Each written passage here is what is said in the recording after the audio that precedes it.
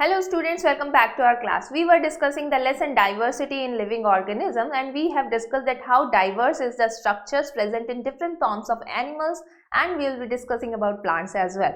So we were discussing about the phylum category of worm category, right? And we were discussing about, we have just finished about nematode category, which are known as roundworms. So let's start the session ahead of that topic, that is about phylum Annelida. These are also worms only, but these are those worms which are segmented, and they are also known as ringworms. Earthworm belong to this example category. Leeches, Nereis are another categories of examples. The body of an annelid worm is cylindrical and it is divided into rings. There are segmentations. An annelid worm has a well-developed digestive system with the alimentary canal which opens at both ends with the mouth and an anus. So they have a true body cavity which is known as coelom. So that is also one of the question being framed, that name of the body cavity is known as what in annelids? So it is coelom. So they have true body organization present internally, right? Earthworm in this category, they live in burrows in damp soil. They make these burrows by eating through the soil. See, these earthworms are very important for the soil nutrition level because they increase the nutrient level in the soil. So that type of composting where worms are used, which provide nutrients in the soil for the growth of the plant, is known as vermicomposting. So these are very ecological important organisms. The soil is eaten in large quantities and it is passed out through the other end of the body in the form of castings. The soil contains organic matter in the form of humus and the broken bits of leaves. Earthworms, they avoid light. They are nocturnal. They come out only in the night. They crawl upon the surface of the ground at night for feeding and mating purposes. Since they are found in the dampy regions only, so dry soil is very unsuited for these earthworms. Their skin has to be kept under moist conditions because their skin is the respiratory organ present in them. They respire through skin only. The common Indian earthworm is Ferretima posthuma, and it has a long cylindrical body which is divided into 80 to 100 ring-like segments. There is no head, no appendages like legs, hands, nothing, and no eyes, no tail. The mouth is a simple opening at the front end.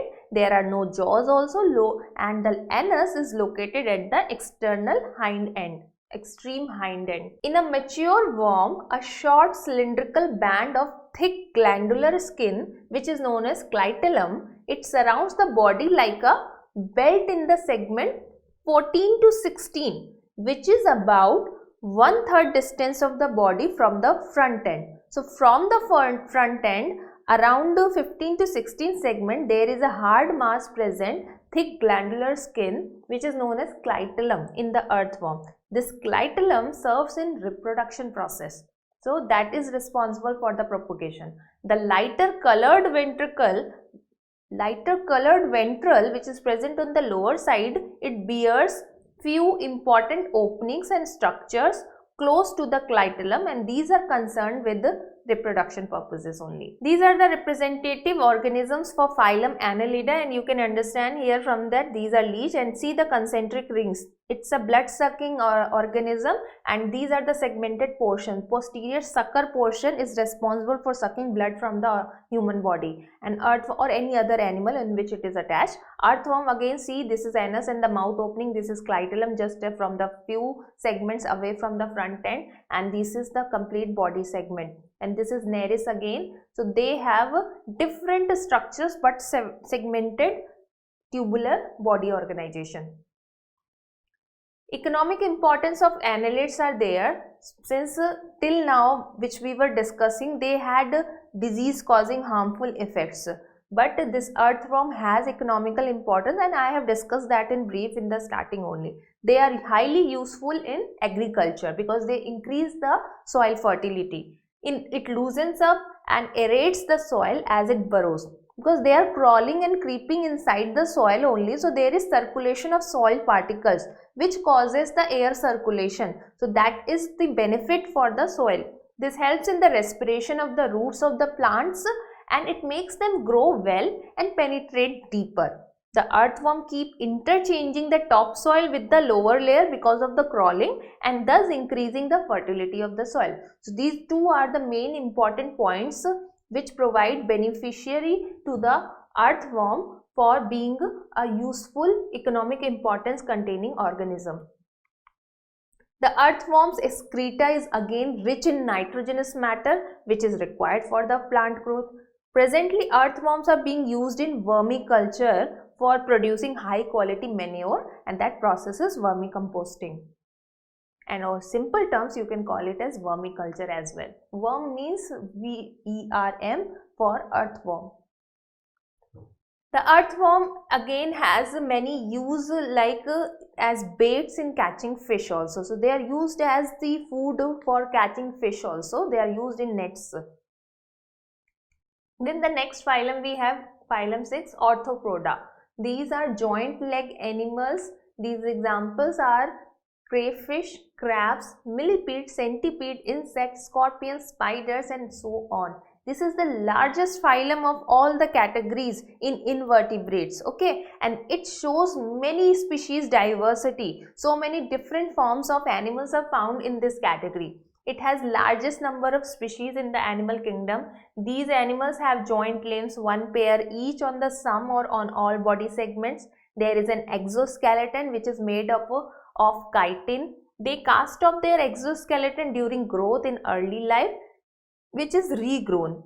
The casting off and the regrowing of the exoskeleton is collectively known as molting. So this exoskeleton provides the covering also for the internal organization of the organism and it also provides protection also from the harsh conditions. These arthropods are divided into 4 classes: Crustacea, Myriapoda, Insecta and Arachnida. So Arachnida includes spiders and all, Insecta includes cockroaches and all, Myriapoda includes your millipede and centipedes types, Crustacea includes exoskeleton containing organism like crayfish, millicrab is their example, right? Crayfish, millipede, beetle, grasshopper, spider, scorpion, butterfly as an insect, Myriapoda, centipede, crustacean, crab, these all falls under arthropod phylum. Class Crustacea will be dealing then. Although you do not need to study in your syllabus, but this is just for understanding because this is going to form your base for the 11th class also. So example, crayfish, crabs. The crustaceans are primarily aquatic animals. They have a hard chitinaceous exoskeleton. The body is divided into head, thorax and abdomen, but the head and thorax are fused in this. Many appendages for various purposes like for feeding, walking, running and swimming are present in the class Crustacea. Class Myriapoda, its examples include centipede and millipede. These animals have many segments. Each segment has 1 or 2 pairs of limbs. The trunk is not divided into thorax and abdomen. Class Insecta, silverfish, housefly, mosquito, beetle, grasshoppers, locust, cockroaches. These are the some categories of examples in this class. The distinguishing characteristics are body is divided into head, thorax and abdomen. If you observe a cockroach, you can easily identify the 3 segments present in its body. Thorax has 3 pairs of joint legs also. Usually 2 pairs of wings are also present. Sometimes a single pair or no wings at all as well. Class Arachnida, examples are your spiders, scorpions, mites, ticks. Arachnids have their body divided into 2 parts. The front part consists of head and thorax fused together and the hind part consists of the abdomen. They have 4 pairs of joint legs and they lack wings and antenna, which is present in the class Insecta. So difference among flatworms, roundworm and rigged worm, which we have discussed in the about the worm category, is now presented here. Flatworm platyhelminths, roundworms are nematodes and ringed worms were your annelids. Okay, so difference might be asked. So flatworms are flat, ribbon-like, unsegmented. These are soft, round, cylindrical, unsegmented bodies for roundworm, whereas ringworm, soft, cylindrical, ring-like segmented body is present. In flatworms, the cavity is absent, whereas in round form there is a false cavity is present, and in ring form true cavity coelom is present. Flat form alimentary canal has one opening, serves both as mouth and anus, and in round form alimentary canal has separate opening for mouth and anus, whereas in ring forms annelid phylum alimentary canal open at two ends. So this is the point of difference between these three categories of worms.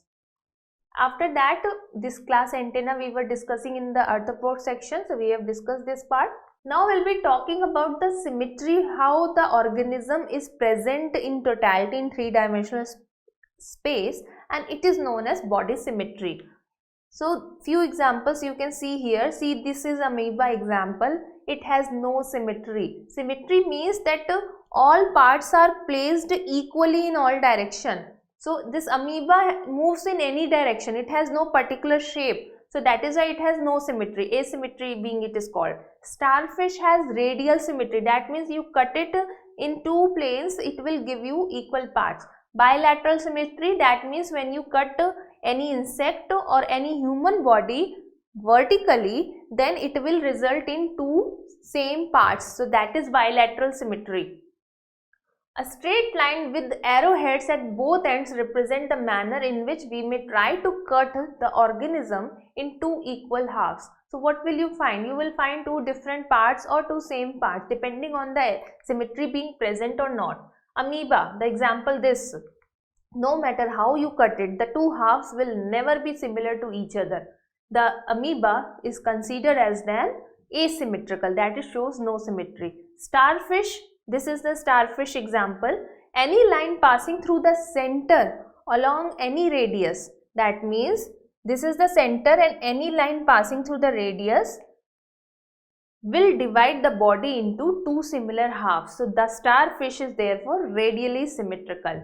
A straight line with arrowheads in the housefly, for example, now the body can be divided into two similar halves only along one plane, that is the middle axis, vertical axis, right? The housefly is bilaterally symmetrical, two sidewards halves are similar, and this is the case for humans as well. Human body also shows bilateral symmetry. Almost all vertebrates and large number of invertebrates are bilaterally symmetrical.